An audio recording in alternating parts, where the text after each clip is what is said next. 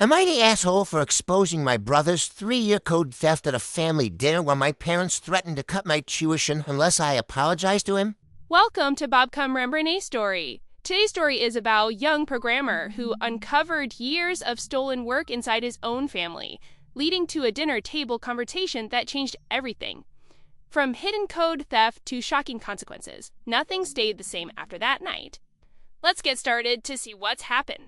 My dad put his hands flat on the dinner table and said, "Apologize to your brother for your attitude, or we pull your tuition. Tonight, your choice." I looked at him. I looked at my mom. I looked at my brother, Dylan, who was sitting across from me looking like a man who had already won. I said, "Okay, I'll take the scholarship." The room went quiet. Some background: I'm 22. I'm finishing a computer science degree with a 3.95 GPA. I have spent the past 3 years working in my professor's lab on a machine learning optimization algorithm that is, genuinely, the most important thing I have ever built. It's complex work, and I am proud of it in a way I am not always comfortable describing out loud. That my brother Dylan is 27. He is a senior programmer at a company called Meridian. He's the person my family talks about at holidays. He's the person my parents reference when they want to illustrate what success looks like. He is also the person who, for the past 3 years, has been accessing the shared cloud storage our family uses and copying my source code files. 47 times. I have the access logs. Got it started when I was 16. Dylan was in university and struggling with a programming course. He asked me to help with an assignment. I helped. My mom called it what families do for each other. It became a pattern. He would hit a wall. I would solve it. He would submit it. I told myself it was fine. I told myself it was temporary.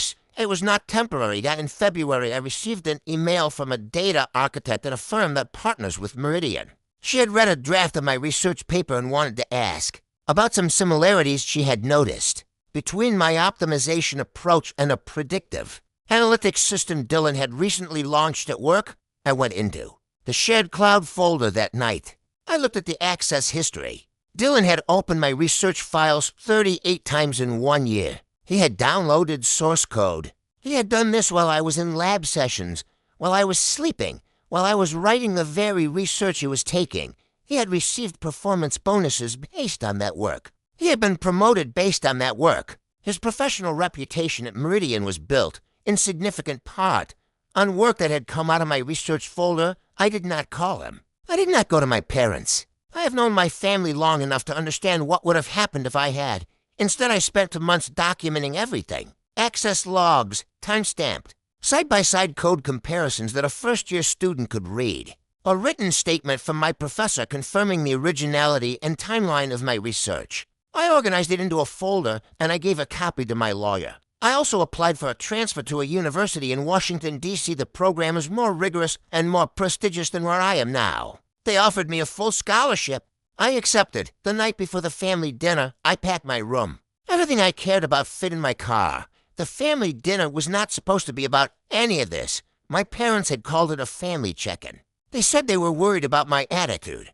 They said I had been cold and distant with Dylan and that it was affecting the family dynamic. They used the phrase jealousy of his success more than once. My dad made the tuition speech about 20 minutes in. He said it calmly, the way he says things when we has decided they are final. I said I would take the scholarship. I said I had already accepted it. I said my car was packed, and I was leaving in the morning. Then I opened my laptop. I pulled up the 2 code files, mine from 18 months ago, Dylan's from his Meridian launch. I put them side by side on the screen and turned the laptop toward the table. I said, there are 47 access events in the cloud log. I have the timestamps. I have a statement from my professor about the timeline of my research. My brother's fiancée, Brooke, was at the table. She leaned forward to look at the screen. I said to Dylan, "Can you explain the core optimization function to me? Just walk me through how it works." He said nothing. I waited. He said nothing. Brooke stood up and got her coat. Am I the asshole? Some people I've told this story to say I should have done this privately. That a family dinner with his fiancée present was a choice designed to maximize damage. That I could have confronted him one-on-one. I want to think about whether they're right. The answer I keep coming back to is, he copied my code 47 times. He took bonuses for it. He built a reputation on it. And my parents summoned me to that table to apologize for my attitude toward his success. I showed them what his success was built on. I don't know if that's proportionate. I'm asking honestly, too long. Didn't read. Brother secretly copied my research code 47 times over 3 years and built his career on it at a major tech company. Parents called a family dinner demanding I apologize for being jealous of his success or they'd cut my tuition. I told them I had a full scholarship and was leaving in the morning, then opened my laptop and showed them the code comparisons. Asked him to explain the algorithm. He couldn't. His fiancée left the table. Am I the asshole? Edit. I'm on the highway. Everything I own is in my car. The laptop is closed. I'll check comments in a few hours. Edit 2. His fiancée just texted me. I don't know what to say to her. Update coming.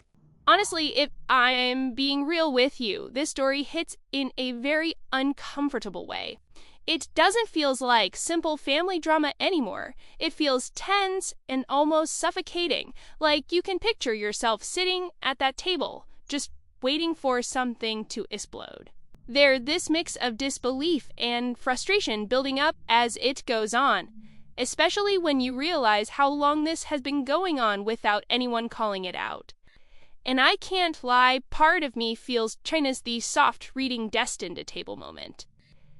The way the dot just puts everything on a apologize or go to issues on Timidame. It feels cold, almost unfairly final, like there was no room left for explanation. Then, when the old pages calmly say they're leaving and open the laptop, that ship is kind of chilling, in its own quiet way. But what really messes with your head is Dieted not saying a single word. That silence, it loud. If I were hearing this from a friend, I'm probably sitting there thinking, how long has this been building under the surface, and how did no one else see its fregisher now? And now I keep wondering, what's the fancy do with that information? Does it walk away immediately, or did it start questioning everything she knows about him? So let's move to the obvious one to see what's happening next.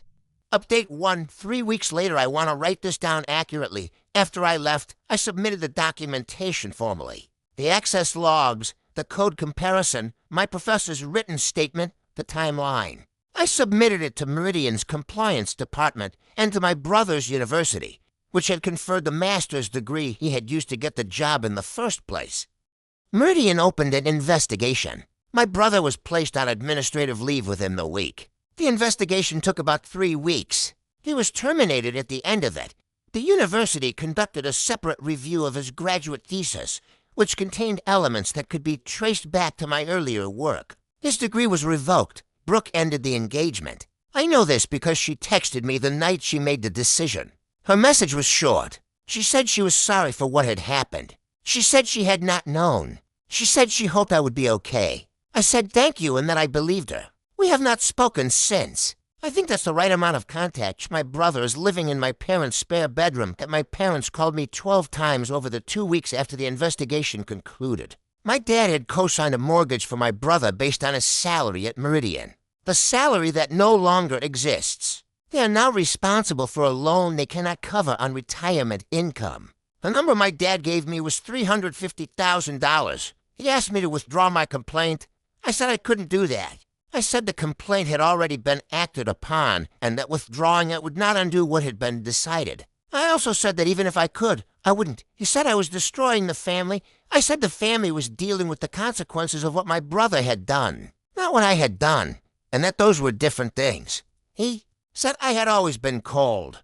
I said I had always been the one working while everyone else was watching my brother. He didn't respond to that, so my brother is facing a civil lawsuit from Meridian for approximately $180,000 in performance bonuses paid during the period they are, attributing to the use of appropriated code. I do not know how that will resolve. I am not tracking it closely. My mom has started seeing a therapist. I know this from a cousin.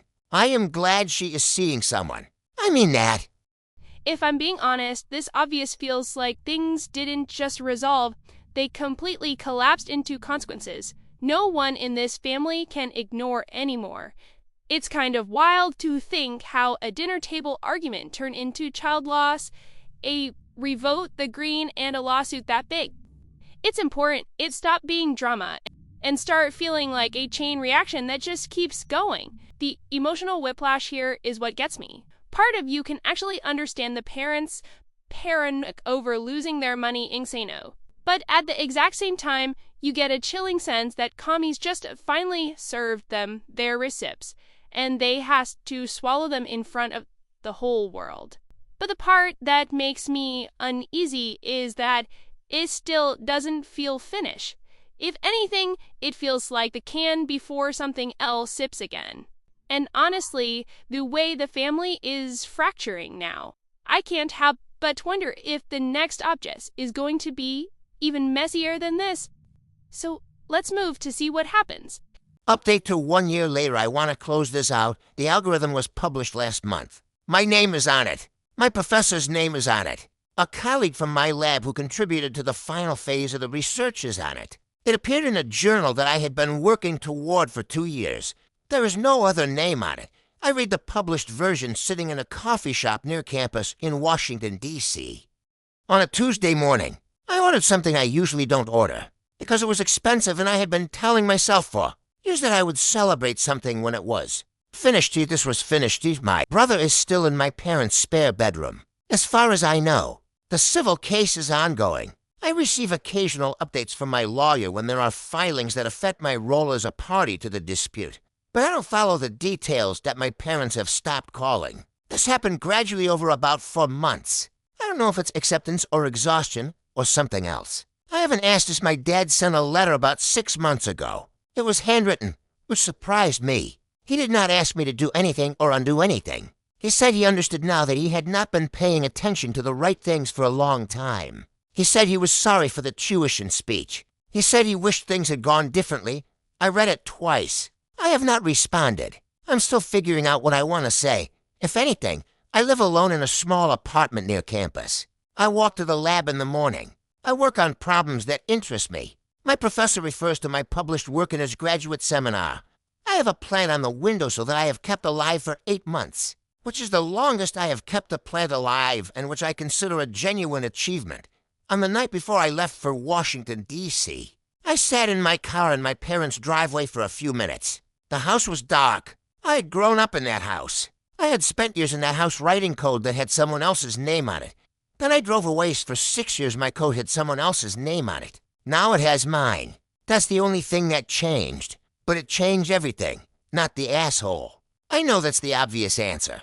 The question I actually needed to sit with was whether I was allowed to show them. Whether pulling out the laptop at that table was calculated cruelty or just finally telling the truth in the room where the lies had been living. I think it was the second one.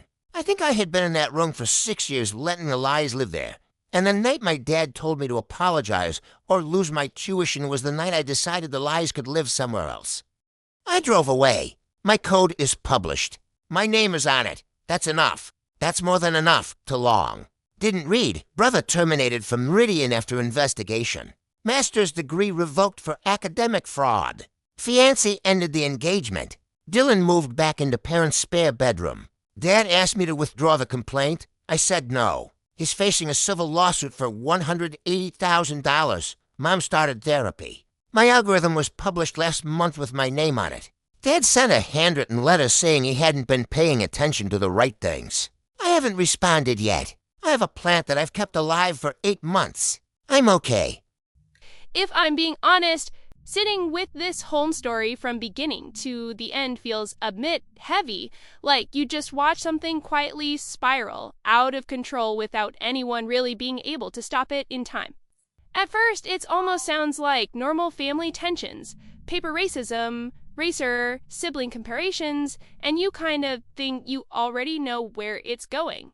But then it slowly shifts into something more serious, and honestly, it starts to feel uncomfortable in a very real way. What really stick with me is how uneasy and conflicted I feel reading it. Part of me is also shocked as how far it went.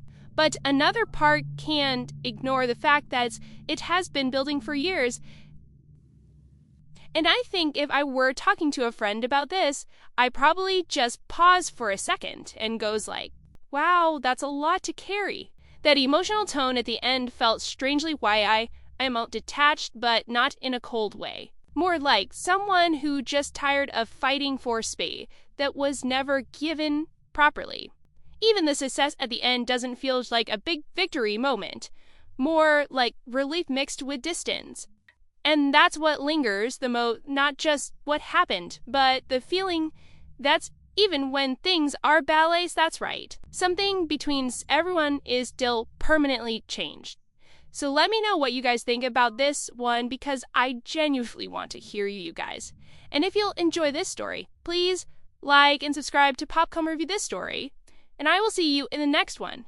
Goodbye!